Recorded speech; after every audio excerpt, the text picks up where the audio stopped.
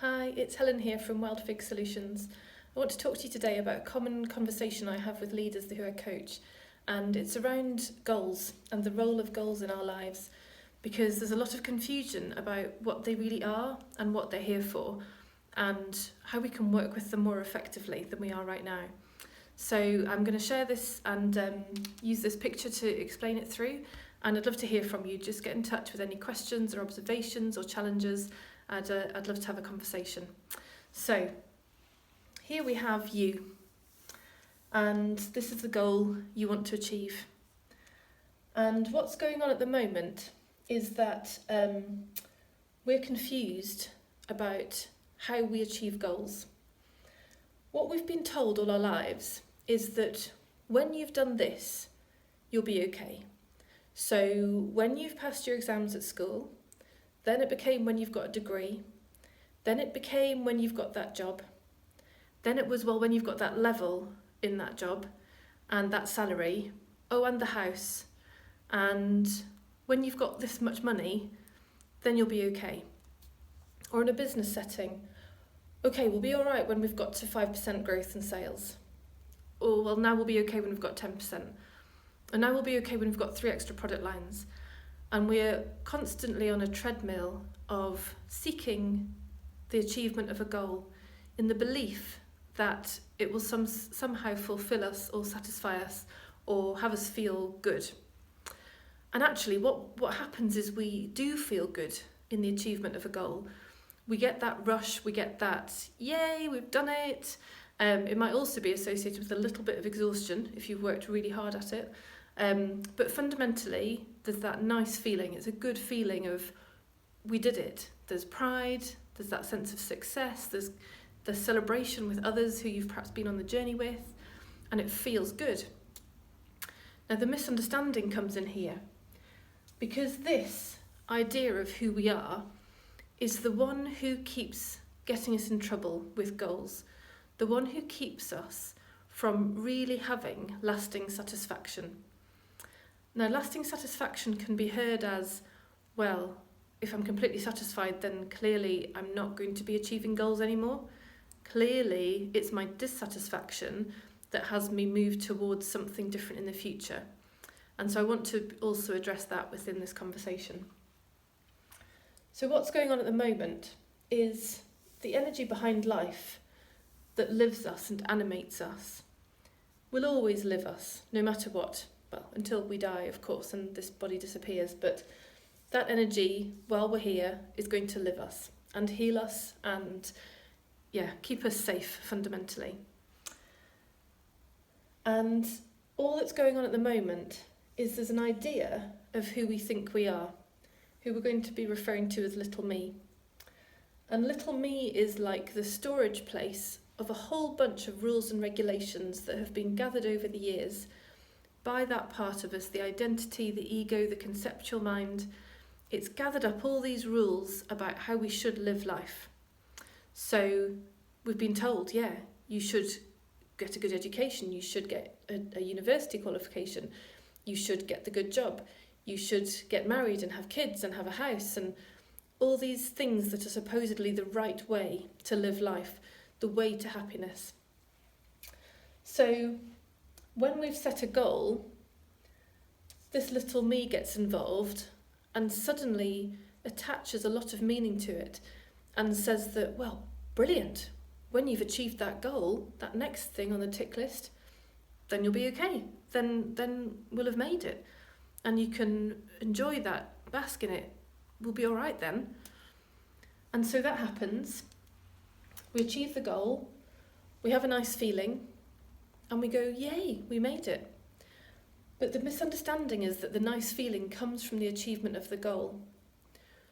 We've accidentally associated and attributed that experience of calm and peace of mind and happiness and clarity. We've accidentally understood that to be caused by the achievement of a goal. And it never has been.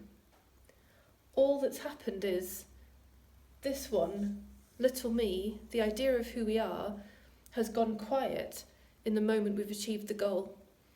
Because in that short period of time, it's said, for you. We've made it. You've done it. You've got there. And so in that moment of that little me going quiet, we can then hear the voice of life that lives us. And that life is everything we've ever wanted. So it's love, empathy, connection, trust, clarity, wisdom, creativity. All the things that we've wanted and that we're seeking are already there. And all that's going on is this busy little me who we've been listening to has been sending us on a constant seeking journey to achieve goals, believing that the achievement of goals brings us security and brings us nice feelings. And it's in that temporary experience of security that I've achieved the goal that it will go quiet because it thinks, brilliant, tick, job done. And then we have an experience of nice feelings. But not because of the goal, only because the achievement of the goal has quietened our mind down. And that's all that's ever going on. And what is new to see is that in the absence of little me, we still live. We still achieve things. We still are motivated. In fact, if anything, we've got a clearer and purer motivation. We've got a very clear line of sight to what is important to us, the difference we want to make in the world. There's a passion and an enthusiasm and an energy behind it that we can't help but follow. And achieving goals then becomes a fun thing to do. It's like, wow, wouldn't it be amazing if we did that? And so we go off and do that. And the fun and the passion and the energy behind it keep it feeling lighthearted and fun, which can actually keep this one quiet too. And so it keeps feeling like that. And we can notice when this guy gets involved again, because he'll always bring a sense of fear and lack and a need to seek. He'll always tell us that there's danger, there's a problem, we're not quite there, we're not quite enough yet, there's more to do, there's a bigger goal to achieve. And it's a misunderstanding that he is the source of motivation. He just confuses things actually. It's like a filter gets put in our way so that the energy that comes through gets distorted, and the bits that do get through don't quite get us where we want to go. Or if they do, it's felt really hard work getting there. It's felt really sticky and difficult.